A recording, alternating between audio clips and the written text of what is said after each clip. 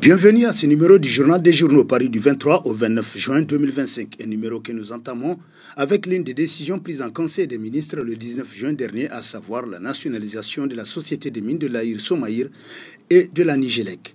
À cet effet, Orano, prêt à s'aimer le chaos au Niger, s'exclame à sa une le but hebdomadaire La Patrie, pour qui, en perdant l'uranium du Niger, Orano perd gros et déjà des difficultés d'approvisionnement des centrales nucléaires d'EDF commence à apparaître à cause des tensions avec le Niger. Alors, faute de pouvoir faire autrement, Orano s'en remet au terrorisme djihadiste pour tenter de déstabiliser le Niger.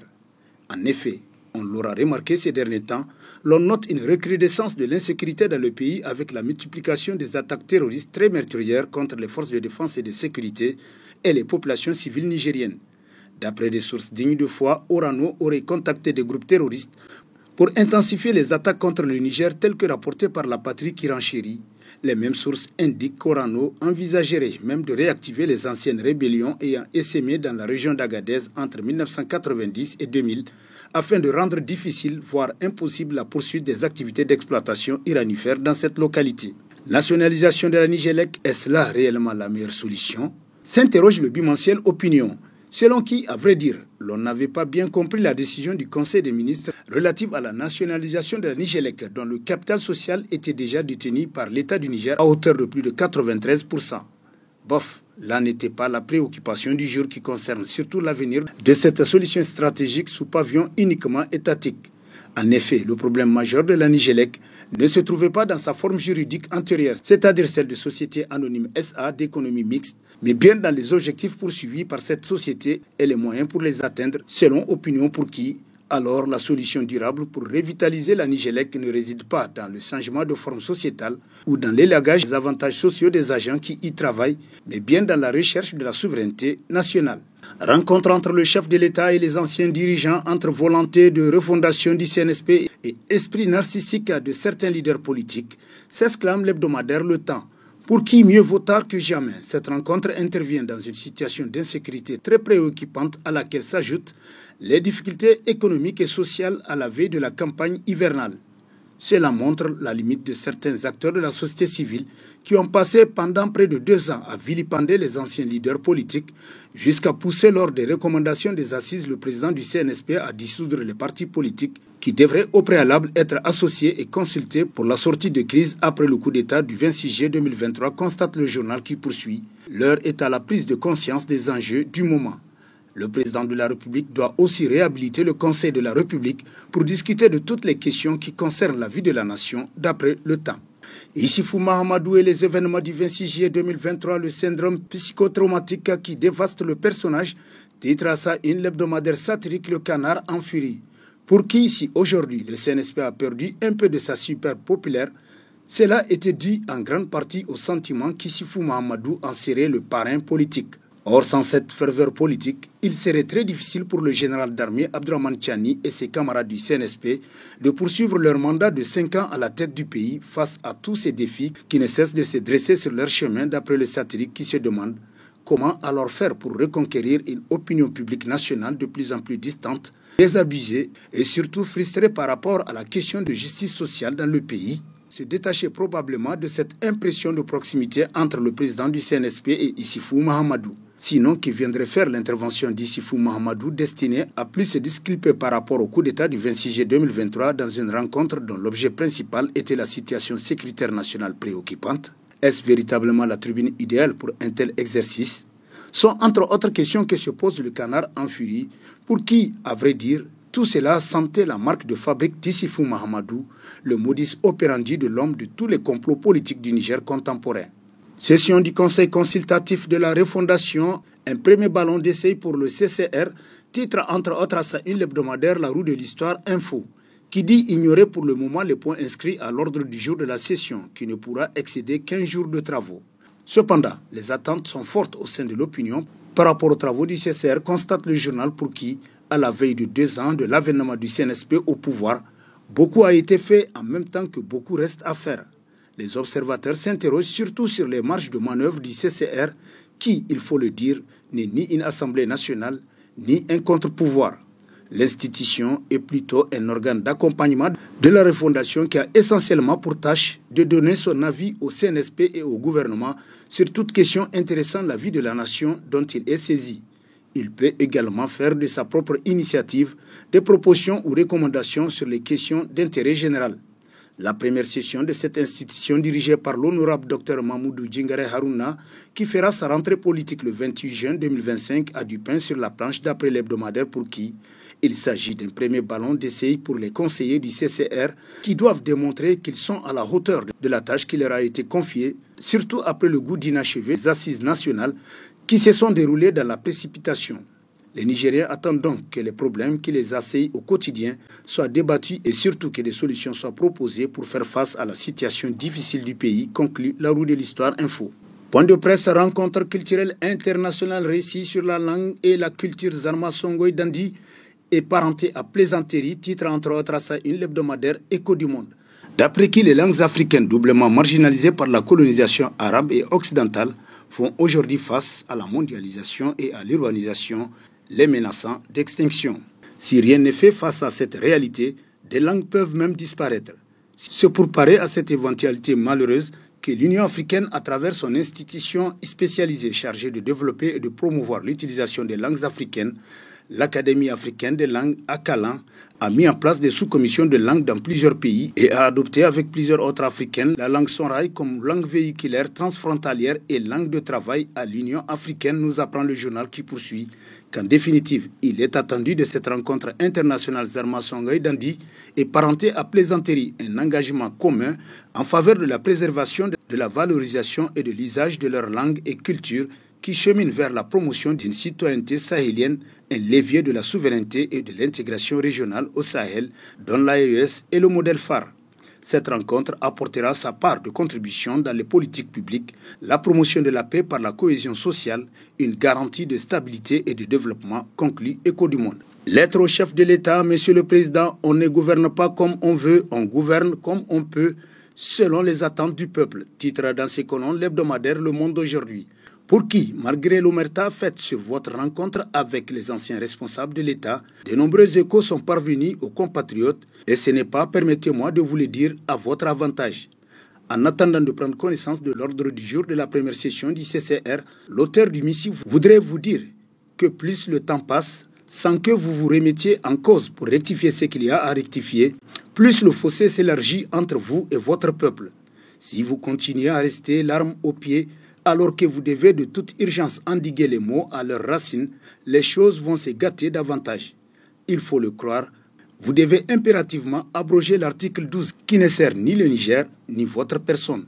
Vous devez également changer de fusil d'épaule à propos de la lutte contre la corruption et l'impunité et enfourcher le cheval que vos compatriotes attendent de vous voir monter selon Le Monde d'aujourd'hui qui conclut. C'est à ce prix que vous regagnerez le cœur de vos compatriotes. Création de la monnaie de l'AES entre la réalité et l'insensé, titre dans ses colonnes l'hebdomadaire L'actualité, pour qui la création de la monnaie de l'AES est une véritable attente des peuples du Sahel. La souveraineté passe par l'autonomisation financière. Force oblige, il faut éponger au préalable la dette extérieure, celle léguée au régime actuel par Alibaba et ses 40 voleurs, 5 200 milliards de francs CFA. Ce n'est pas rien, c'est à la rigueur un scandale. Ce n'est un secret pour personne, cette dette est un véritable carcan pour le Niger qui se veut souverain. Alors, face à cet élan de souveraineté auquel nous sommes scellés et au-delà à la refondation, on continue de s'adosser sur l'impérialiste. En témoigne la lenteur de nos autorités à asseoir la monnaie de l'AES, à créer un horizon d'espoir pour le peuple, également les différentes quêtes de prêts bancaires auxquelles s'adonneraient ces derniers temps-ci nos autorités selon l'actualité. Gouvernance, la transition peut-elle faire face aux défis économiques? S'interroge l'hebdomadaire Le Courrier, qui nous apprend que la transition semble avoir refusé les solutions courageuses qui voudraient que tous les dossiers ayant défrayé la chronique soient traités afin de remettre l'État spolié dans ses droits, pour se mettre à courir auprès des partenaires que l'on a pourtant souvent vilipendés pour leur demander leur appui, afin de sauver le pays du naufrage.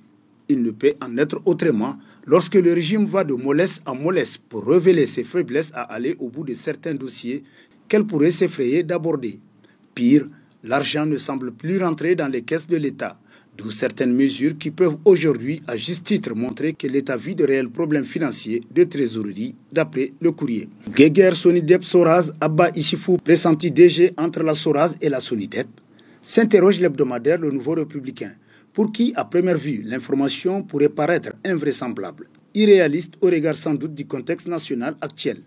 Mais dans ce Niger actuel, rien n'est impossible, car même les montagnes sont capables de se rencontrer, à fortiori des intérêts divergents, voire contradictoires.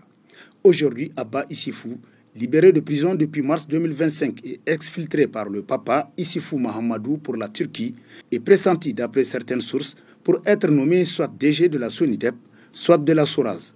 Dans le pays, les difficultés financières ne sont un secret pour personne, car l'État peine même à s'acquitter de ce que l'on appelle les dépenses de souveraineté. Pourtant, la Sonidep vend bien les produits raffinés fournis par la Soraz, tandis que WAPCO Niger assure l'exploitation du pipeline Agadem-Cotonou. Mais avec tout cela, ça galère fort au Niger. Et si Hama Amadou, paix à son âme, avait raison lorsqu'il révélait que le régime de la Renaissance d'Issifou Mahamadou avait hypothéqué le pétrole nigérien pour 20 ans, d'après le Nouveau Républicain. Importation présumée de carburants toxiques par la Sonidep, des accusations mensongères déniées de tout fondement, titre à sa une l'hebdomadaire Le Visionnaire, pour qui la fraude des hydrocarbures constitue une menace importante pour les finances de la Sonidep et un manque à gagner considérable en matière de mobilisation des ressources internes. Plus grave, cette fraude alimente aussi le terrorisme. On voit donc mal la même Sonidep s'adonner à une fraude de carburant, surtout à un moment où elle prévoit un renforcement de sa position dans le secteur pétrolier ouest-africain. Accuser la Sonidep de fraude, c'est tout simplement faire preuve de mauvaise foi. C'est oublier que cette société nationale, qui fait la fierté de tout un pays, est certifiée ISO 9001 depuis 2008. Par ailleurs, la Sonidep, soucieuse de la qualité de ses produits destinés à la consommation, ne pouvait pas être bernée par des clients quels qu'ils soient. La société dispose en effet d'un savoir-faire lui permettant de distinguer la qualité des hydrocarbures. Des contrôles inopinés et répétitifs pouvaient être organisés sur le terrain à l'aide des équipements appropriés permettant un contrôle rapide. Ces contrôles permettent de détecter de façon quasi instantanée toutes les formes de fraude et plusieurs tours de contrôle pouvaient également être organisés en un seul mois selon le visionnaire. Fin de la récréation à la ceinture verte de Niamey, 4297 occupants illégaux délogés. Titre dans la rubrique On en parle de sa parution en date du 23 juin 2025, le quotidien privé L'Enquêteur, qui nous apprend que la sauvegarde de l'environnement n'a pas de prix, dit-on. C'est dans cette optique que les 4297 occupants illégaux recensés ont été prévenus de quitter les lieux depuis février 2025, a confié au journal un commissaire de police. Une dernière sommation a eu lieu le vendredi 20 juin. Et le dimanche 22 juin 2025, dès 7 h du matin, les forces de l'ordre ont débarqué sur les lieux de la Blue Zone à la police secours jusqu'au rond-point Telwa en passant par Bassoura, contraignant les squatteurs à défaire leur toit de fortune. Et la prévention semblait avoir porté ses fruits. Le déguerpissement s'est déroulé sans heurts. Il s'étalera sur 2 ou 3 jours. Les déguerpis qui le souhaitent seront acheminés dans leurs villages respectifs par les moyens de l'État et les quelques étrangers recensés seront mis à la disposition de la représentation diplomatique de leurs pays respectifs. La deuxième phase du projet de restauration de la ceinture verte concernera les constructions immobilières en matériaux définitifs qui y ont été érigés, conclut l'enquêteur. Zender El Haj Nasser Ibrahim entre générosité, spiritualité et patriotisme actif, titre dans sa rubrique à la une l'hebdomadaire Niger Times, qui nous apprend que la ville de Zender a récemment été le théâtre d'une série d'initiatives marquantes portées par El Haj Nasser Ibrahim, président directeur général de Staff SGE Niger, du 19 au 21 juin 2025. Cet acteur engagé de la société civile et du monde économique nigérien a conjugué action humanitaire, soutien à la jeunesse, dévotion spirituelle et respect des traditions, dessinant ainsi le portrait d'un patriote actif et multidimensionnel. Par ces gestes, il rappelle que le patriotisme s'exprime aussi bien dans les mosquées que sur les terrains de sport, conjugué de développement, foi, solidarité et respect des valeurs, conclut Niger Times. Interview du président de la Fédération nigérienne de basket. Nous allons essayer, dans une démarche qui est chère à la FIBA, de révolutionner le basket dans les sphères populaires, notamment dans les écoles, au niveau des quartiers, dans les places publiques, etc., déclare le lieutenant-colonel Amadou Djingarey, titre dans la rubrique Entretien de sa parution en date du 25 juin, le quotidien gouvernemental Le Sahel, qui nous apprend qu'élu le 22 février 2025, président de la Fédération nigérienne de basketball, le lieutenant-colonel Saleh Amadou Djingare est perçu comme le manager incontournable pour redynamiser cette discipline au Niger. Dans l'entretien exclusif, le nouveau président de la Fédération de basket dévoile ses ambitions et sa vision pour l'avenir de la discipline. Passionné et déterminé, il partage ses projets et initiatives visant à promouvoir et révolutionner le basketball à travers une stratégie dite basketball commando, tout en renforçant les liens avec les différentes instances africaines et mondiales de basket selon le journal. Nous allons faire en sorte que cette discipline soit un produit vendable auprès des partenaires et pour que ces partenaires puissent saisir l'importance de la discipline pour promouvoir leurs activités quotidiennes telles que rapportées par le Sahel. Et sur ce mot de sport prend fin le présent numéro de la revue de presse. Prochain rendez-vous, plaise à Dieu dans une semaine avec toujours la même passion de vous servir. Bonne lecture et au revoir.